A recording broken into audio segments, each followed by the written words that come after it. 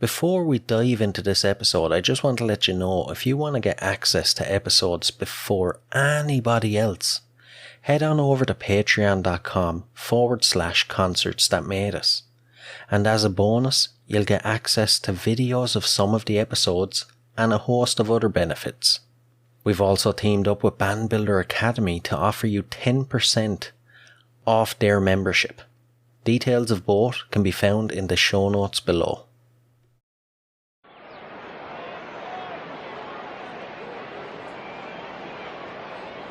Is everybody in? Is everybody in? The show is about to begin.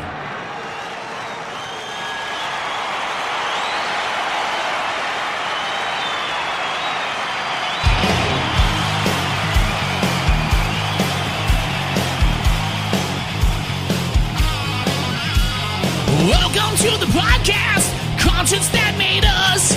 Interviews and stories, tales from the bus. We love taking you back to when it all went down. The greatest live shows and the cheering crowd sound. It's concerts, concerts that made us, concertsthatmadeus.com.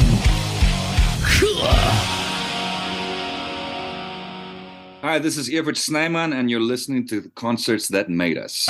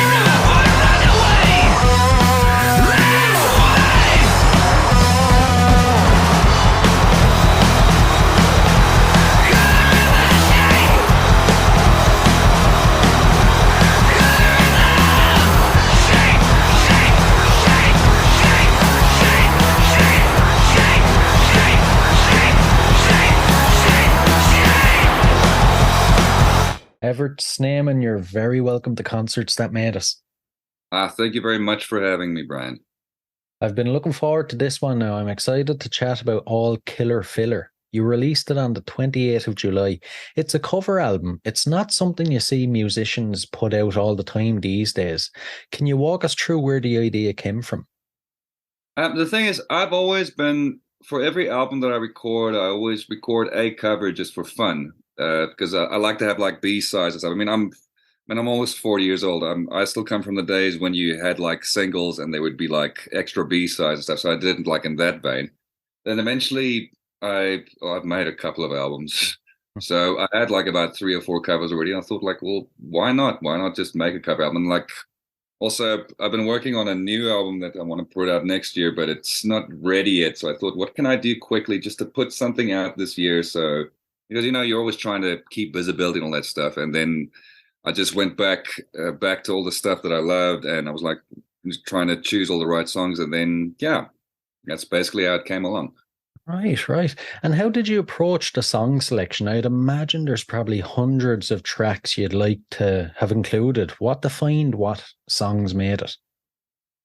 Well, every song on this album is like there's a people that artists that I've listened to since I was little, and obviously since I was a teenager and stuff. So, and the songs that I actually learned to play on. So, I mean, like Search and Destroy was the first time that I was actually well, Search and Destroy is like the perfect punk song for me, and that's how I learned how to palm mute, for instance. And I always just loved that song.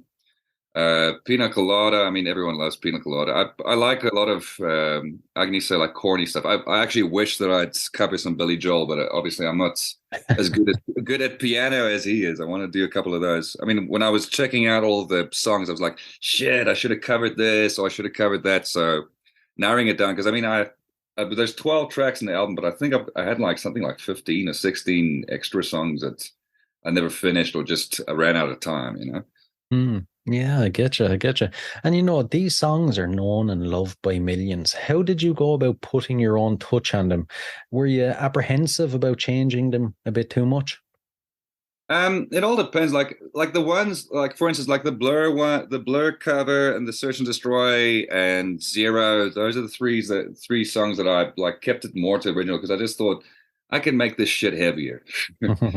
I mean, and I mean, obviously, I know what I'm capable. I know what my limitations are, and like how my voice sounds. So I just try to put my spin the way that I put on it since I was like a teenager.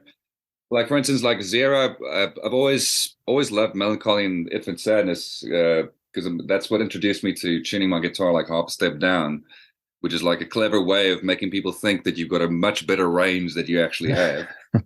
So had to do that one, and also the fact that it was so short was a little bit easier as well to record. So I mean, I don't know. I always put my spin on stuff, but with covers it's always weird, man. Like for instance, like the Tom Waits one, that was actually my buddy who said, "No, you should cover Tom Waits. I've got the perfect song for you." And I mean, I'm not like I haven't listened to Tom Waits like a shitload in my life, but when I heard the song, I was like, "Oh, I've got an idea." So then I just made my own arrangement for that. So I try to keep it as close to the originals as possible, but sometimes you veer off. I mean, it kind of, I guess it probably kind of was determined by the mood I was in the day.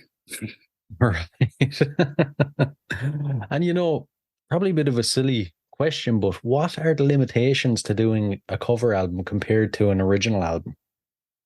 Well, I think there's less limitations because people already know the songs. I mean, when you're writing your original songs, you've got so much like crippling self-doubt. Like, are people gonna like this? Are people gonna understand this? But with a cover album, it's kind of like you're paying homage to stuff, homage to the music, and I don't know.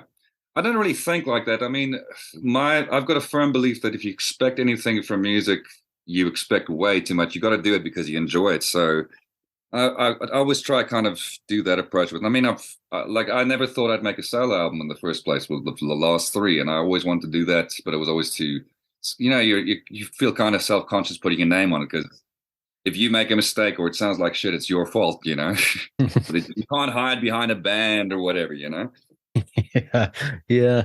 And speaking about enjoying the music, I'd imagine the recording process was just like one big fun jam session, was it? Well, a lot of it I jammed with myself, but I mean, I had here and there, I had buddies playing some bass and drums and stuff. I mean, this is lot different to my previous album where I had like a shitload of different people playing. I think it was like 3 or 4 different drummers and guitarists and whatever. But yeah, most of the time, like when I do have time, I'll sit down, then I'll lay down the drums, lay down the bass, lay down the guitar, and then go smoke a joint, and then lay down the vocals. I mean, I've been doing it since I was like 14, and I've been My dad always used to say when I play him a track, because okay, let's go a little bit back. I got like a 8 track, I think, when I was about, I think it was about 14. My dad used to work at he used to do like voiceovers for dubbing and whatnot. And then when they switched to digital, he got like all of their old analog equipment. And then that's how I learned to play.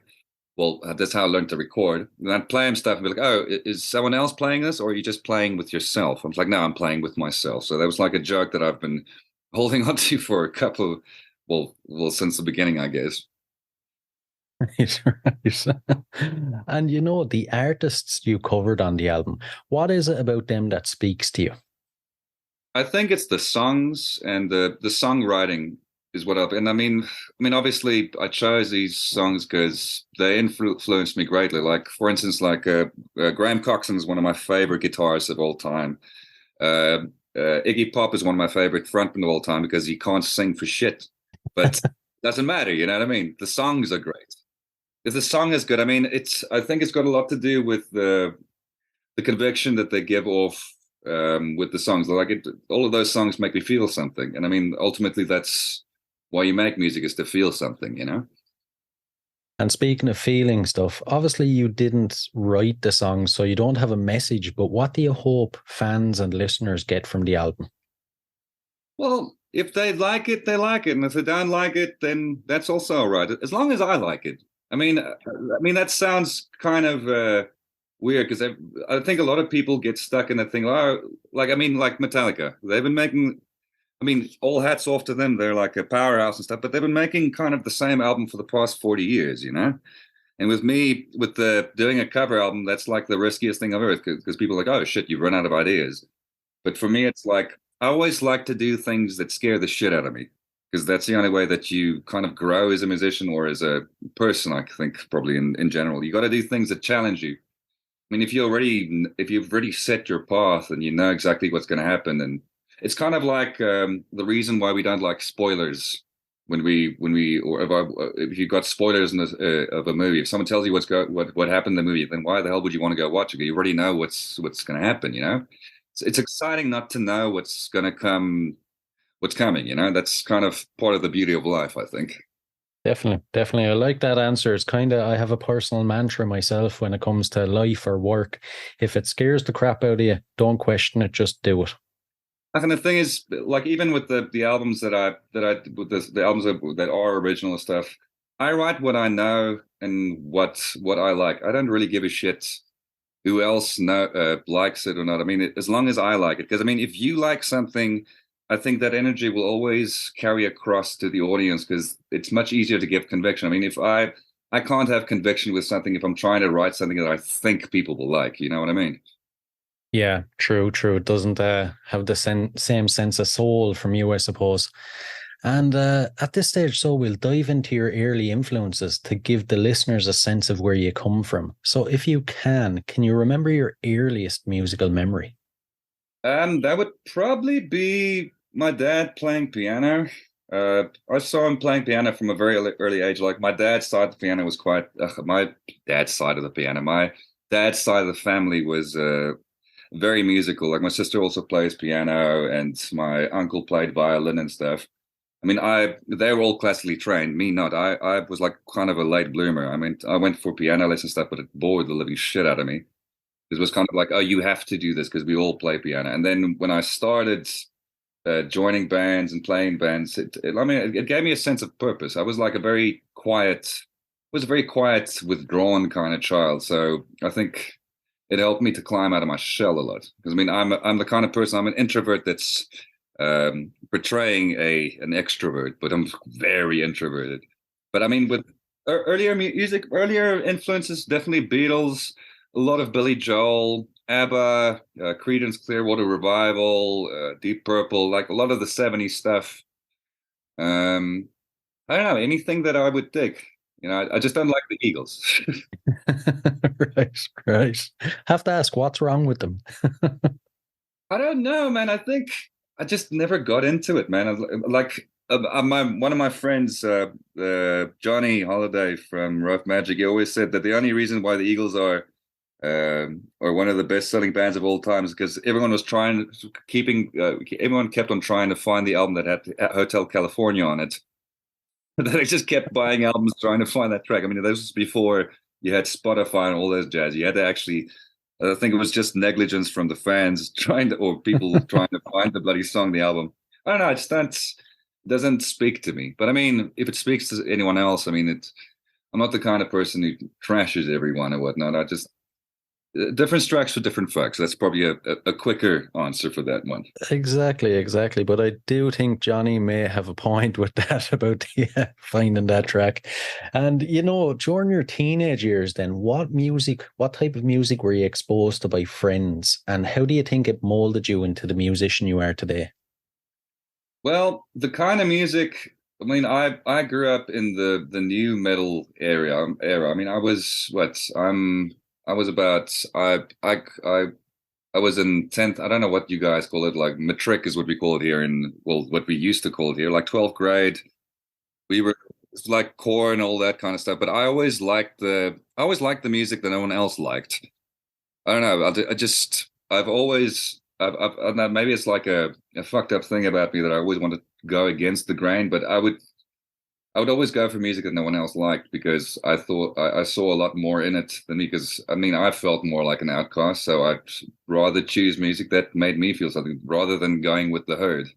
But a lot of Blur, listen to a lot of Blur, a lot of Foo Fighters, a lot of Queens of Stone Age, Nirvana, obviously, as well. I mean, that's how I learned to play guitar. I mean, that's how basically any rock musician my age probably learn how to play guitar.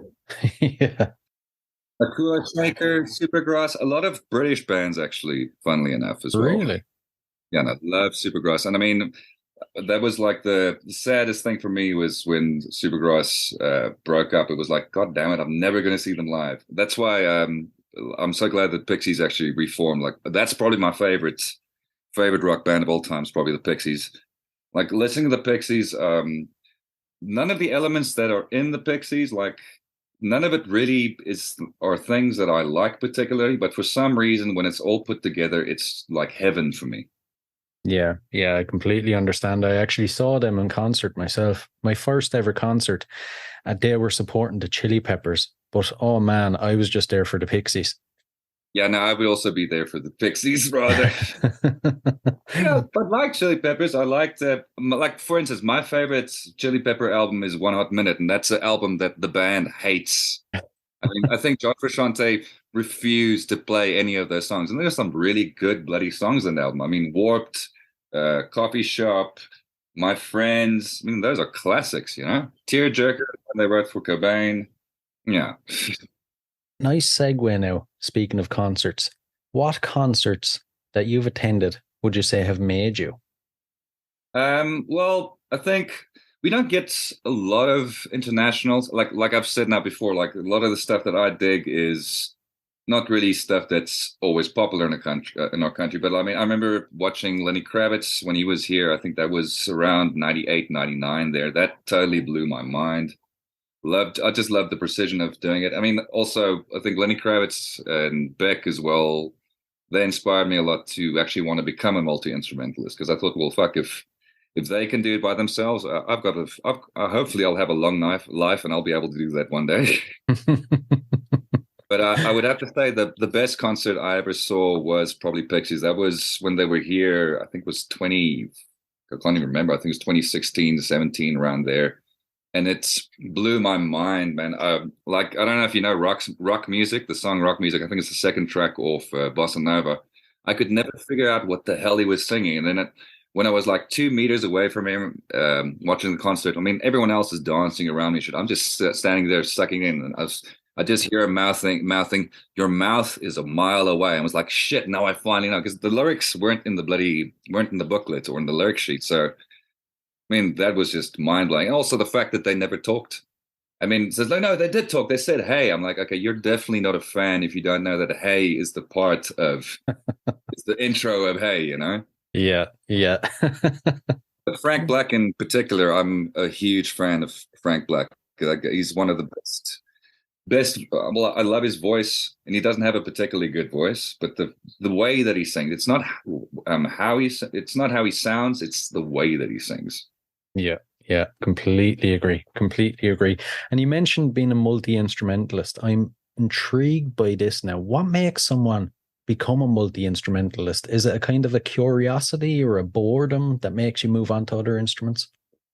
I think I felt very alienated, or it was very. How could you? I'm trying to look for the word. I felt much like an outcast and stuff, and trying to get people to play with was always a pain in the ass because no one ever really liked what I liked. I mean, I'm lucky today that I've got amazing guys backing me when I play live that also love the same music. But I mean, I think it came down to the fact that if I didn't learn how to play drums, I wouldn't have drums on the recording because I'd have to rely on other people to play drums. And people always left their drum sets. You know, drummers, they always leave their drum sets home.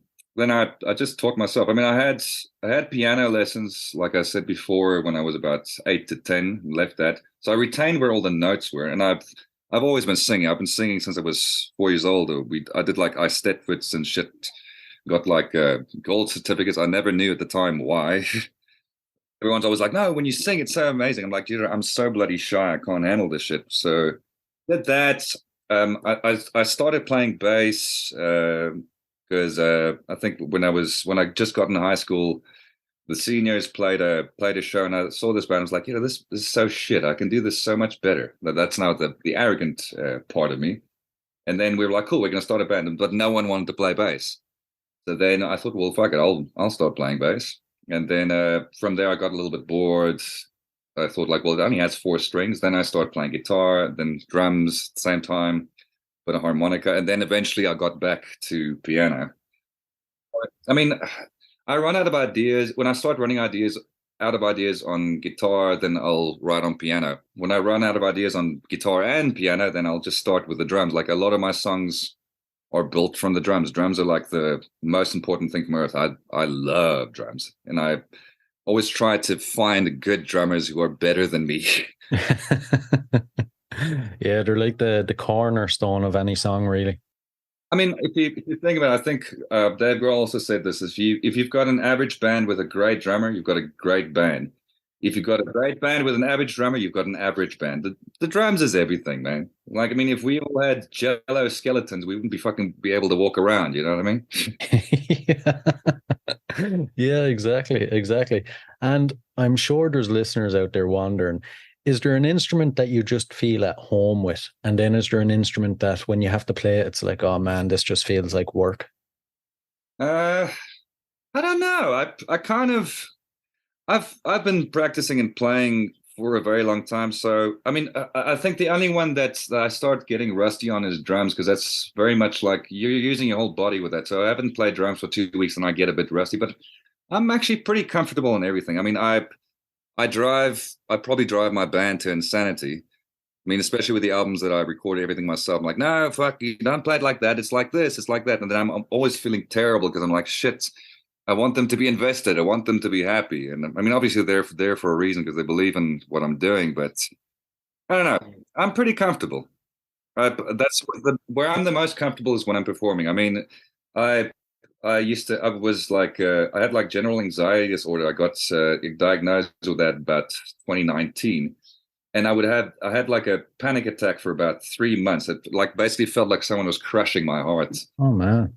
The only time that I would feel normal was when I got on stage. I put that guitar on my shoulders and I start singing. Then I would have absolutely no pain. So, I mean, it makes me relax. So it goes. You could argue that's where my comfort zone is. I love instruments. Any instrument that I can pick up with, even if I don't know how to play it, I'll be able to screw around with it. You know? Yeah. Yeah, I get you. And speaking of which then, for any listeners that haven't caught one of your shows, what can they expect? Lay it all out for them. Well, I don't know, man. Like I'm not watching myself when I'm playing. So, I mean, I like to, I don't know, I just give 110%, man. Also make sure that my band gives 110%. Okay, what you can expect, we don't really have a lot of gaps in our songs. So we'll play the show from beginning to end, because we only play in one tuning. We don't use like drop D or any of that shit. So we can basically play any song in any sequence anytime. So you never know what the hell's happening. Because I mean, that's the one thing that always annoyed me watching shows, especially like with local bands. If they play one song, like, oh, this song is called this and it's about that. Like, no one gives a shit what you have to say. They want you to play. I mean, watching if you watch Foo Fighters as well, dude, like probably arguably one of the best live rock bands I think that still exist today. That they never stop, man. They just keep on fucking going, and it's like a bloody roller coaster. And when it's done, it's like shit. What the fuck just happened? You know. Same with Queens of Stone Age as well. Queens of Stone Age, and I mean they got multiple tunings. You see them live. It's just they're like the musicianship. That's like what I get off on.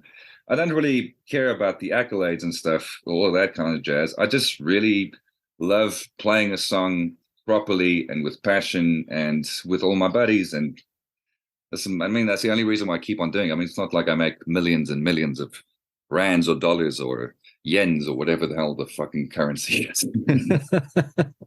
Yeah. And you know, out of all the gigs you've played then, is there one you revisit over in your head as maybe the perfect experience you've had?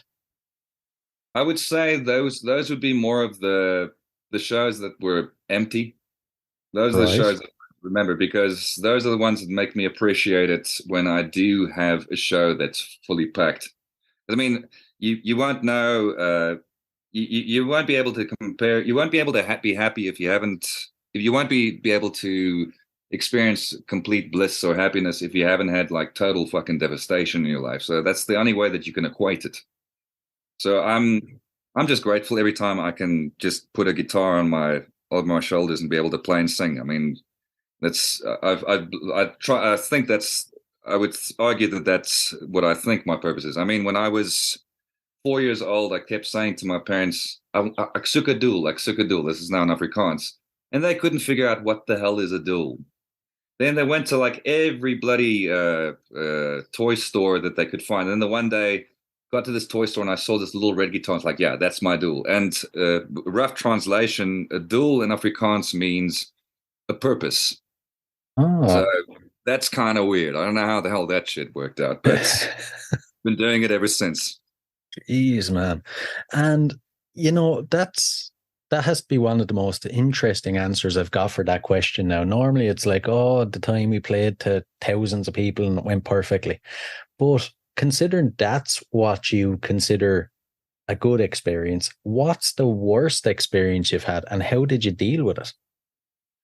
Well, I think the worst experience would probably be when when your guitar fucks out, or I don't know. I don't really see it like that. I always think that you appreciate life more when more horrible things happen, so that when something nice happens, it's a lot more invigorating. I don't know if that's the right word.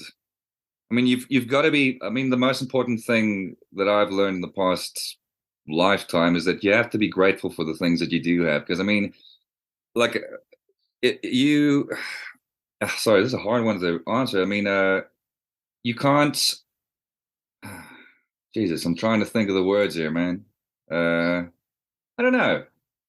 I just try to appreciate everything that I do have. I mean, life is short, man. And I mean, you can try to compare your life to other people's lives, but you never really know. I mean, for instance, if you look at like couples on Facebook, they're always posting pictures of themselves together, like, oh, we're so in love and whatever. Meanwhile, behind the scene, they're fucking miserable, you know? Yeah. Having to flaunt what you have, flaunting what your relationship is on Facebook, it's not for everyone else. It's actually for you and that person. You know what I mean? It's a much more personal kind of experience. I don't know if that answers your question. I don't know if I veered off a little bit too much. No, I like it. I like it. You're definitely giving me very, very interesting answers anyway. And, you know, considering the anxiety and everything, how do you psych yourself up pre-show? And then afterwards, how do you wind down? No, the show is what helps me to wind down. Like, I refuse to take medication, so I don't take any SSRIs or antidepressants or calming tablets or that stuff. I figured out in the past 5 years that if I don't do a certain amount of things during the day, if I don't like totally exhaust myself, I won't be able to go to sleep. So that's how I deal with it. I deal with it by trying to keep as active and trying to move as much as I can. So I don't even see it as anxiety. I see it more that I just have too much fucking energy. I mean, even my wife, who's like 10 years younger than me, she's like, she always says to me, I don't have as much energy as you have. I don't know how the fuck you are doing this. I mean, we'll be jamming and have a rehearsal. I'll be able to play fucking six hours straight. I'll be able to scream my brains off for 6 hours straight because that's when I'm the happiest. And obviously, you're always going to do things that alleviate your stresses or things that make you happy. I mean, that's what you should be doing in life. I mean, we have to do so many other things that we don't like to be able to make a living or to keep on living. I mean, like paying your taxes and your rent and work, having a job and all that stuff. So when you do get to the things that you love, you've got to do that as much as you can because life is fucking short. Yeah, that's for sure. That's for sure. And how do you engage with your fans, and what role do they play in your musical journey?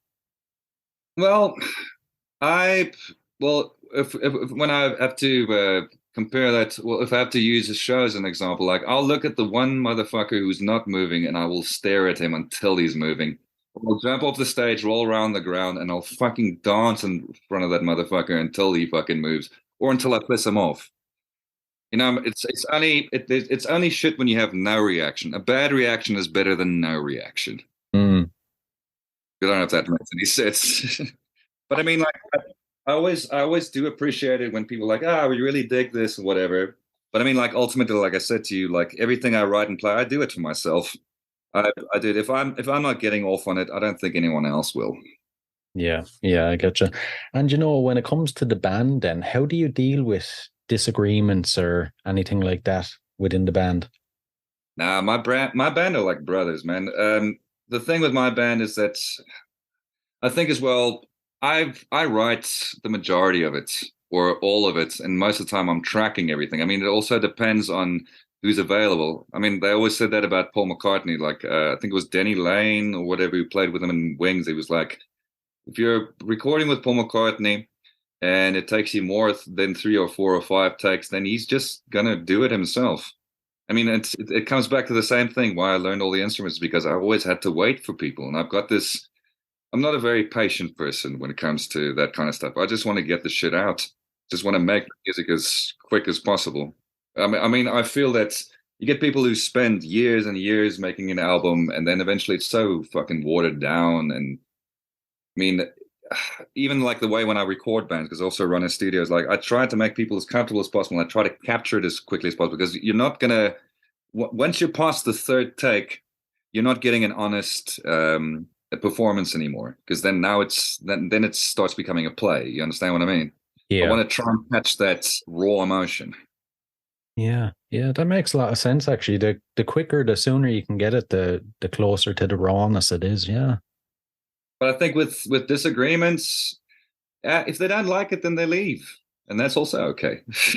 Right. The people who are there want to be there. Like my bass player Andy Kappa, he's the frontman of Caution Boy, one of the best. He's one of the fucking best musicians I know. He's like his riffage or just his songwriting, the conviction and his vocals, all that stuff. Like that's what I look for. And I mean, with my entire band, most of them are frontmen. Most of them are actually also multi-instrumentalists, so they also get off on it. So it's kind of like we're all wanking in a circle. Right. The music videos are interesting, then, I'd say. Yeah, no. Well, won't be wanking in a circle for a music video. I think that that would be like X-rated shit. We're not in fucking Guar, you know. Oh man. And to take that a step further, then, would you say you're a hard man to work with? No, I wouldn't say that. I think, well, fuck, I don't know. You'd have to ask my band members. But I mean, I don't know. Like for instance, every time when I get a new drummer, they're like, no, I'm going to learn this exactly the same way as the way that the previous drummer played or the way that you played. I'm like, no, just make sure that the tempos are right and that you stop where you stop. But you don't have to play the full the same. You have to play it the way you play it. Because, I mean, that's why I asked you to play in my band. I mean, all the people that I jam with, I chose them because I know I want that flavor live. I want new interpretations of what I've recorded. I don't want it to sound the same live because I mean, even if you listen to Queens of Stone Age, they don't play shit the same anymore. They've changed stuff. They add like little medleys in between. I mean, that's what makes it fun. If that makes any sense. Yeah, no, it does. It does. You have to keep it exciting. I'm always wondering myself, with performers when they're playing the same, especially say take the Foo Fighters or Queens of the Stone Age, when they're asked to play like No One Knows for the 10,000th time. They have to change it up and keep it exciting for themselves. No, exactly. I was almost going to interject that, but you said exactly what was on my mind. Right. And, when it comes to your career, how do you measure success? What does it mean to you? I mean, I think with success, as long as if you can get paid for doing something that you love, you'll never work a day in your life. But I mean, I think we put so much strain on ourselves, people in general, or people today, especially now with how fucking interconnected everything is. It's always a play for everyone. I mean, I think success is if you're happy. If you're actually happy and you're content with your life and you have gratitude for the people in your life, that's what I see as success. If you have your health, you have success. If most of your family members are still alive, you have success because then you get what I'm saying. It sounds a little bit corny, but that's really how I feel about it.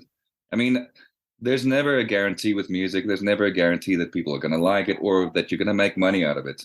I mean, most musicians are crazy because they do music. I mean, whose fucking parents are gonna be happy if their child doesn't want to go to college to become a doctor and they rather want to become a musician? They're fucking gonna be worried, man. Yeah. There's got to be something wrong with you to be able to write music, There's have to be. I mean, if you listen like to Chris Cornell's lyrics and stuff, like I think there was one interview that I saw that they talked to, I think it was Tim Comerford. That was before Cornell was dead, and he said to him, I think the lyric line was like, I'll be waiting there. And then he asked him, like, what are you waiting for? And he said, like, I'm waiting for my fucking death. And the guy was like, yes, that's like, what? I mean, that's generally also what I do with lyrics. I have no censor. I write exactly what I feel, even if it pisses off whoever the hell might think it's about them. Because, I mean, in the end of the day, the truth will always come out. So why you should never hide the way you feel? Because then you act, if you keep putting up a facade of what you want people to see, you're not living, man. You have to be honest, because if you're honest, then you'll attract the people that are more like-minded to you. Yeah, true. Instead of writing stuff where you think, oh, if I write this, then people will dig this. Like, that's why I don't make psych rock music. You know what I mean? And that's like quite a big thing now here in South Africa. Like, everyone's about the psych rock and the doom and fucking all of this stuff and stoner rock. I mean, I'd rather make something that sounds like nothing like any other styles, or I'll use all of the styles in one song. I mean, that's how I get off. I mean, one of my favorite bands of all time is Butthole Surfers, and they are basically unlistenable. Yeah. I've got a weird way of listening to music, but like it's a lot more about a feeling than it is the sound. Yeah, than what you're actually hearing. And if that's the case, then how do you deal with negative feedback or criticism about your music? Luckily, people are all entitled to their opinions. Right. That's the way I see it. If you have to worry about every bad thing that someone says to you, I mean, think about like Billy Joel, for instance.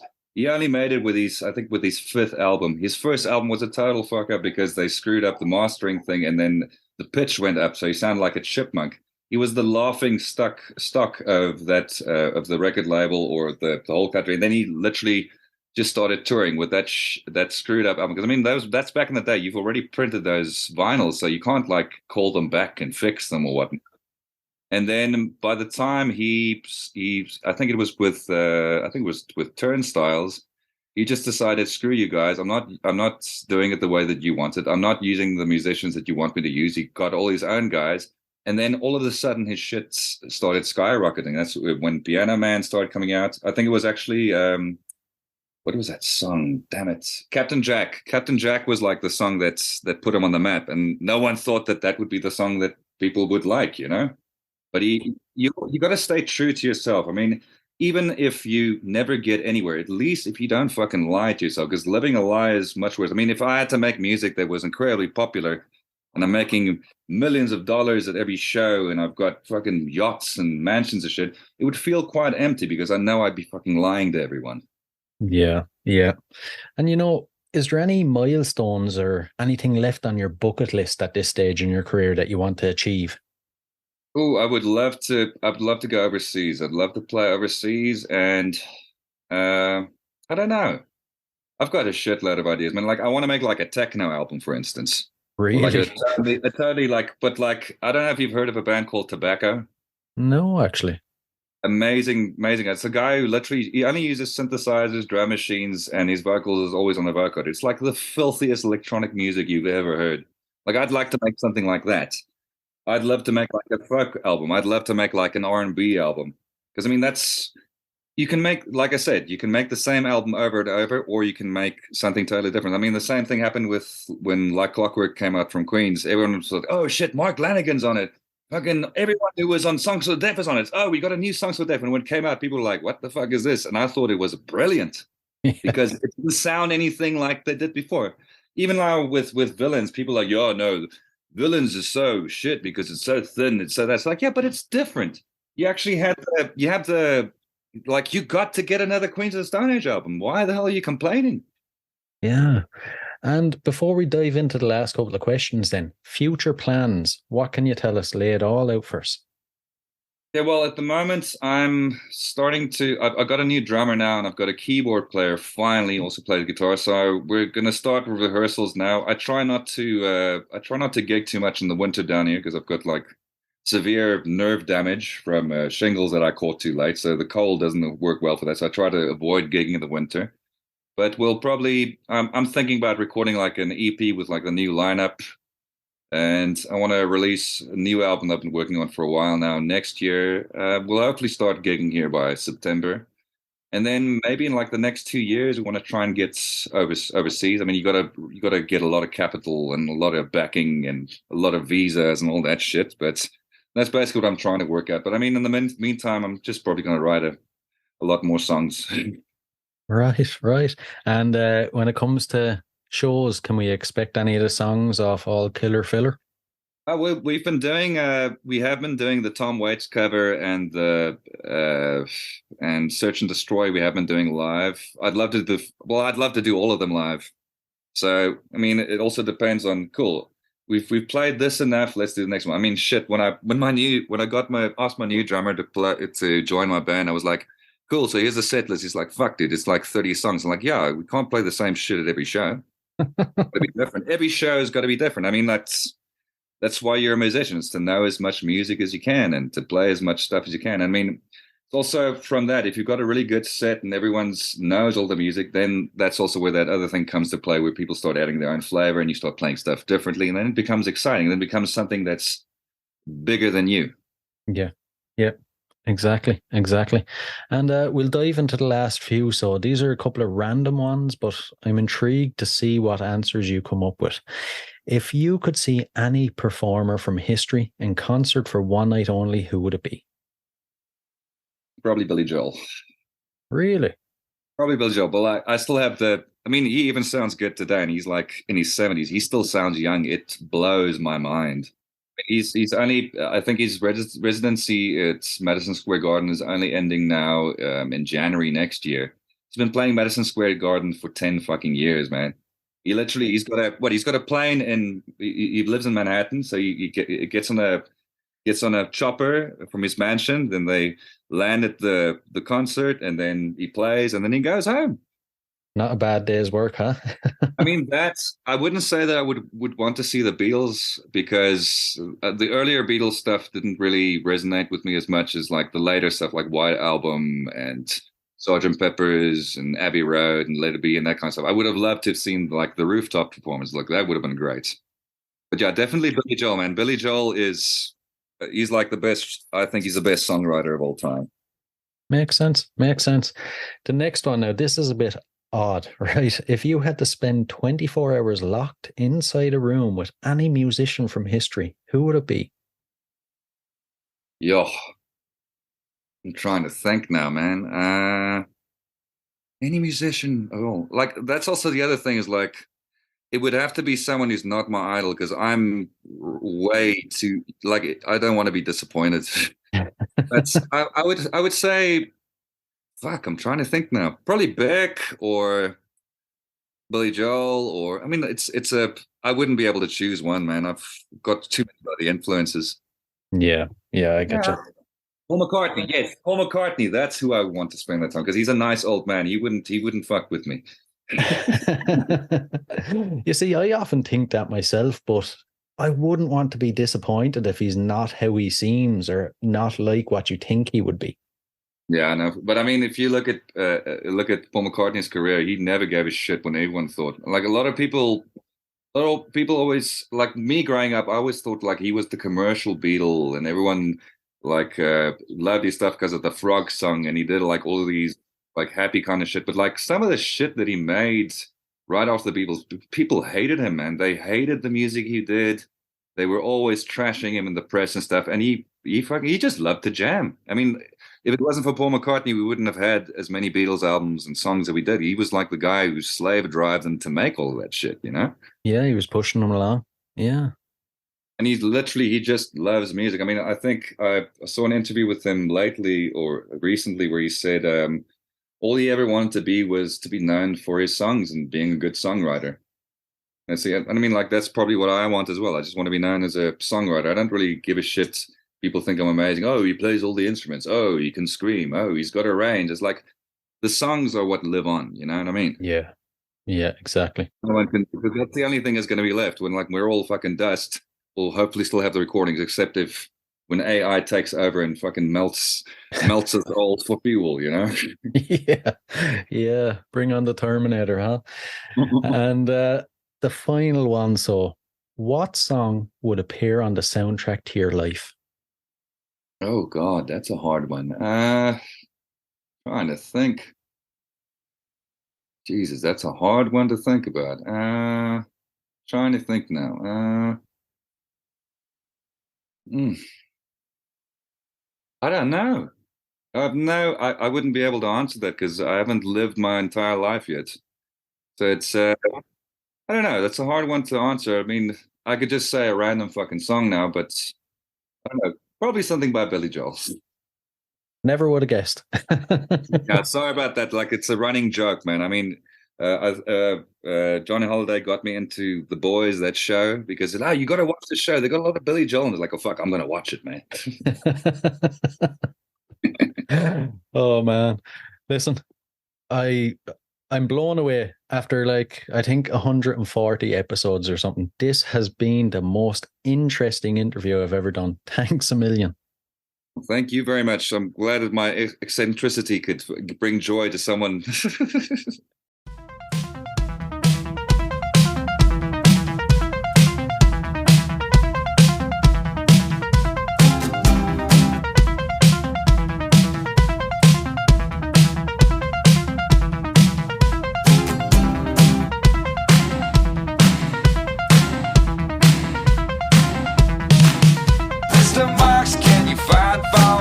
Someone strong and sweet, fitting on my niche. You can keep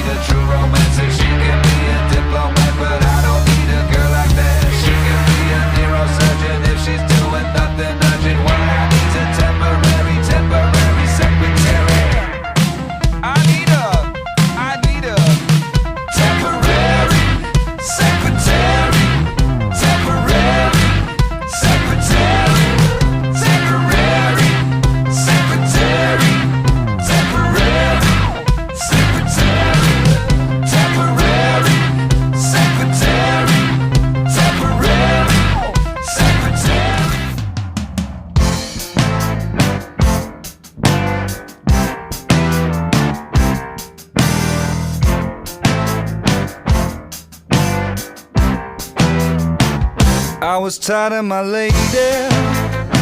We'd been together too long. Like a worn-out recording of a favorite song. So while she lay there sleeping, I read the paper in bed. And in the personal columns, there was a letter I read. If you like pina coladas and getting caught in the rain, if you're not into yoga, if you have half a brain, if you like making love at midnight in the dunes of the cave, then I'm the love that you look for. Rather me an escape.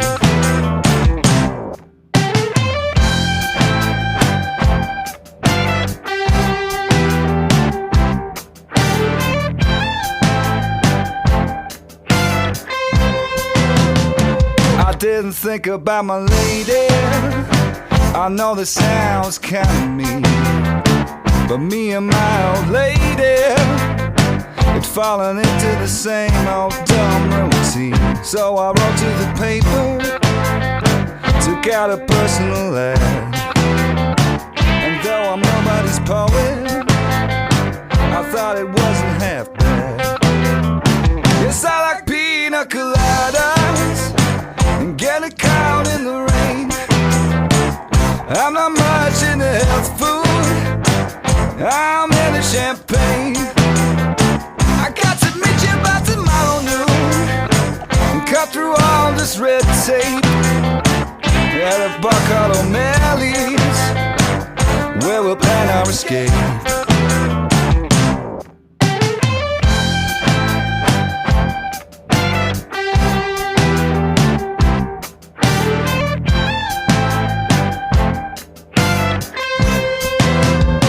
So I waited with high hopes, and she walked in the place. I knew her smile in an instant, I knew the curve of her face. It was my lovely lady who said, oh, it's you. Then we left for a moment, and I said I never knew that you like pina coladas and getting caught in the rain, and the feel of the ocean, and the taste of champagne. If you like making love at midnight in the dunes on the cape, you're the lady I look for. Come with me and escape.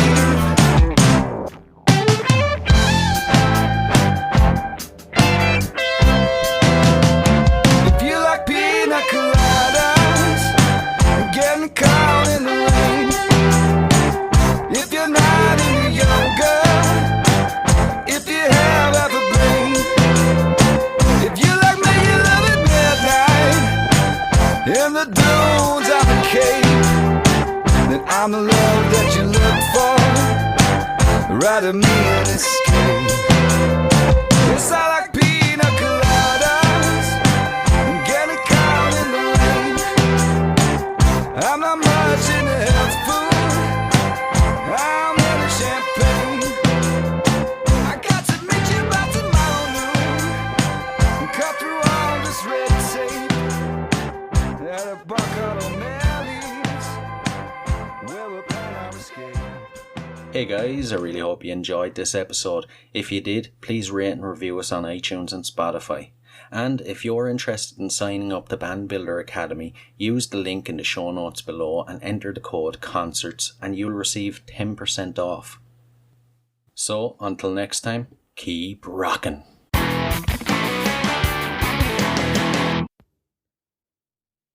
Hey, what are you guys still doing here? The show's over. It's over. You can go home. Go on. We'll see you next time. We'll be here. Bye.